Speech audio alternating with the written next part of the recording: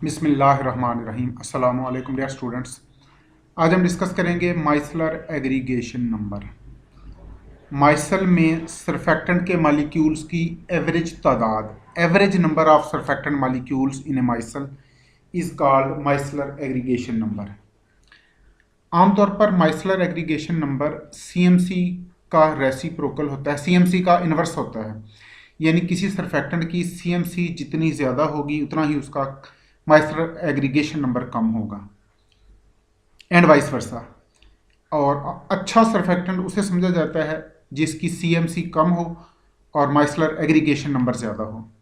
इसे हम capital N से रिप्रेजेंट करेंगे एग्रीगेशन नंबर को। The lower is CMC, the higher is micellar aggregation number for a surfactant.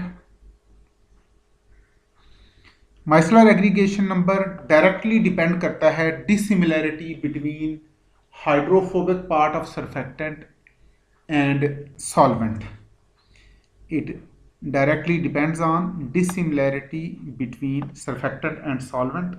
यानी एक्वस सोल्यूशन में सरफेक्टेंट का हाइड्रोफोबिक करैक्टर जितना ज़्यादा होगा उतना ही एग्रीगेशन नंबर ज़्यादा होगा, और नॉन पोलर सॉल्वेंट में हाइड्रोफिलिक करैक्टर जितना ज़्यादा होगा उतना एग्रीगेशन नंबर ज़्यादा होगा।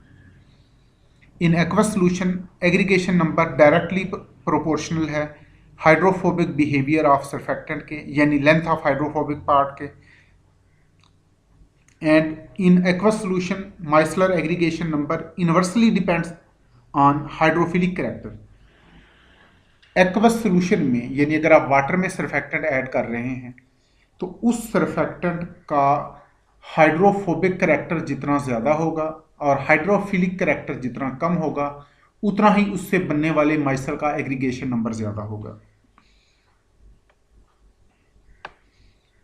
इसी को हम यूं भी कह सकते हैं कि micellar aggregation number inversely depend करता है, micellar aggregation number inversely proportional है on effective volume of hydrophobic group in micelle. VH से जिसे हमने रिप्रेजेंट किया है,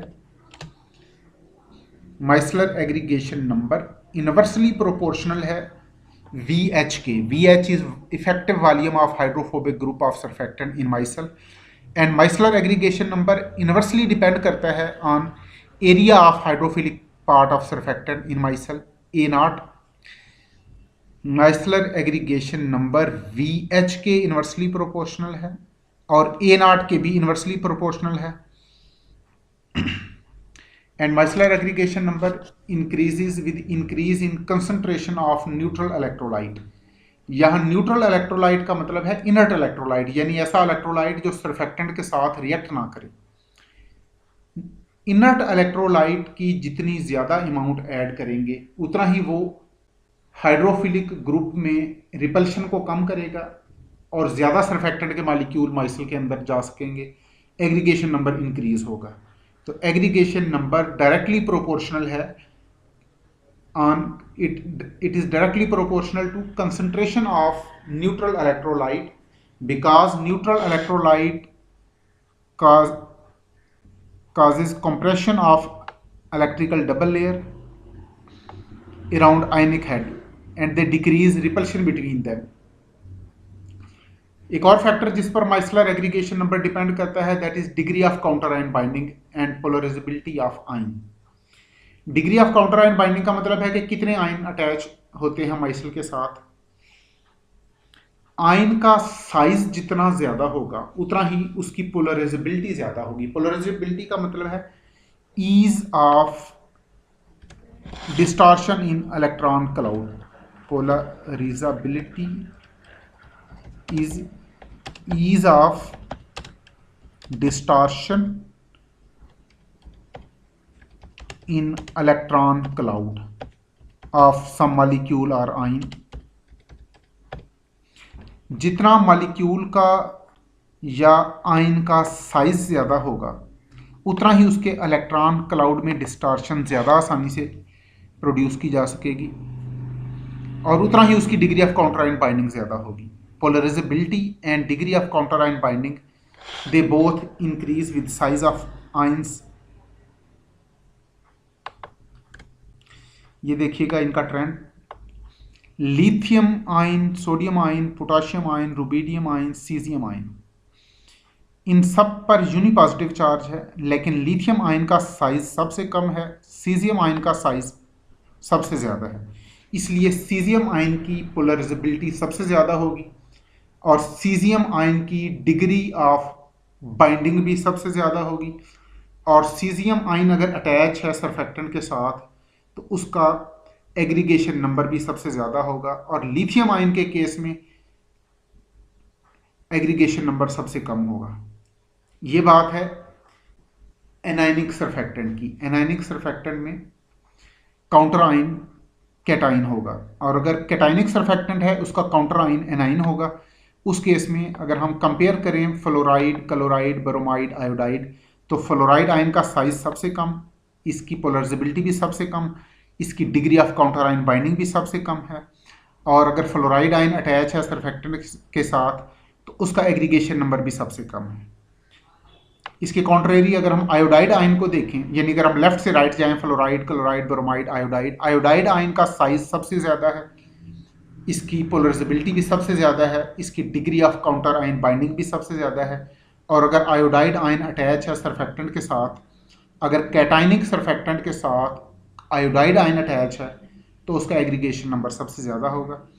इसलिए micellar aggregation number increases with size of counter ion, because size of counter ion increase होने से पोलराइजेबिलिटी इंक्रीज होती है, और पोलराइजेबिलिटी इंक्रीज होने से माइसलर एग्रीगेशन नंबर इंक्रीज होता है। ये देखिए, ये डिफरेंट सरफेक्टेंट का कंपैरिजन है।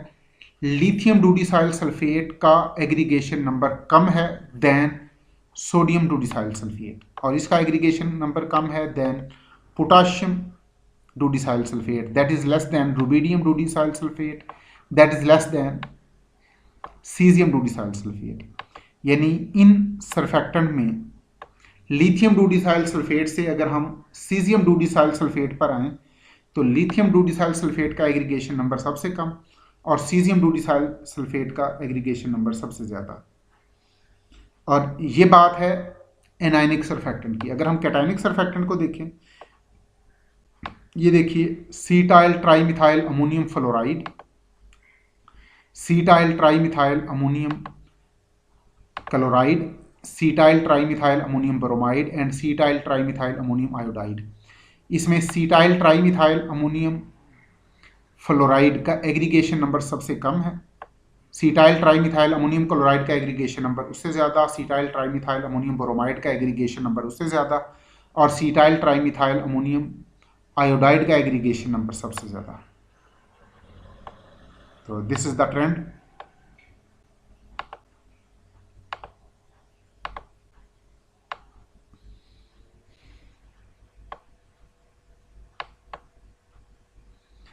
Micellar aggregation number non polar सॉल्युबलाइजेट की अमाउंट इंक्रीज होने से भी माइसलर एग्रीगेशन नंबर इंक्रीज होता है। अगर आप सरफेक्टेंट के एक्वस सॉल्यूशन में नॉन पोलर सॉल्युबलाइजेट ऐड कर दें तो नॉन पोलर सॉल्युबलाइजेट माइसल के कोर में जाएगा और ये नॉन आयनिक इन्वायरमेंट को इंक्रीज करेगा। इस वजह से और ज़्यादा सरफेक्टेंट के मॉलिक्यूल माइसल का पार्ट बन जाएंगे और माइसल एक्सपेंड हो जाएगा। अब यहाँ ये ना बात जहन में रखिएगा कि हमने कहा था प्रीवियस लेक्चर में कि अगर VH की वैल्यू इंक्रीज हो जाए तो माइसल का साइज इंक्रीज होता है। VH की वैल्यू का माइसल के साइज के साथ उस तरह से रिलेशनशिप नहीं है।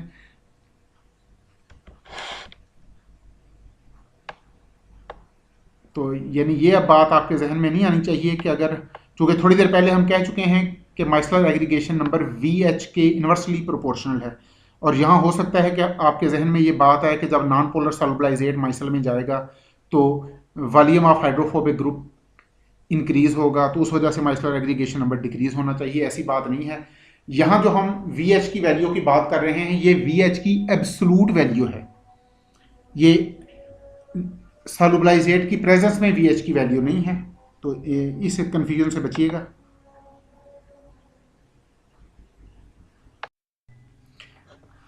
जी। और रिवर्स माइसल के केस में माइसलर एग्रीगेशन नंबर इंक्रीज होगा with amount of water in micelle. अगर नॉर्मल माइसल है तो नॉन पोलर सॉल्युबलाइजेट ऐड करने से एग्रीगेशन नंबर इंक्रीज होगा, और अगर रिवर्स माइसल है तो वाटर ऐड करने से एग्रीगेशन नंबर इंक्रीज होगा। आयनिक सरफेक्टेंट का एग्रीगेशन नंबर टेम्परेचर इंक्रीज करने से डिक्रीज होता है, क्योंकि टेम्परेचर इंक्रीज करने से आयनिक सरफेक्टेंट की सॉल्युबिलिटी इंक्रीज हो जाती है, और नॉन आयनिक सरफेक्टेंट का एग्रीगेशन नंबर टेम्परेचर इंक्रीज करने से इंक्रीज होता है। आयनिक सरफेक्टेंट का एग्रीगेशन नंबर टेम्परेचर के साथ डिक्रीज होता है, और नॉन आयनिक सरफेक्टेंट का एग्रीगेशन नंबर टेम्परेचर के साथ इंक्रीज होता है। माइसलर एग्रीगेशन की वैल्यू जो मैंने ऑब्जर्व की है, ये इस बुक में लिखी है, जो आपके साथ रोजन की बुक मैंने शेयर की है। इसकी वैल्यू 60,000 तक भी रिपोर्टेड है, और इसकी वैल्यू 4-5 भी रिपोर्टेड है। अब देखें कौन सी टेक्निक है जो माइसलर एग्रीगेशन नंबर फाइंड करने में यूज होती हैं। Nuclear magnetic resonance NMR, dynamic laser light scattering, self diffusion को मेथड,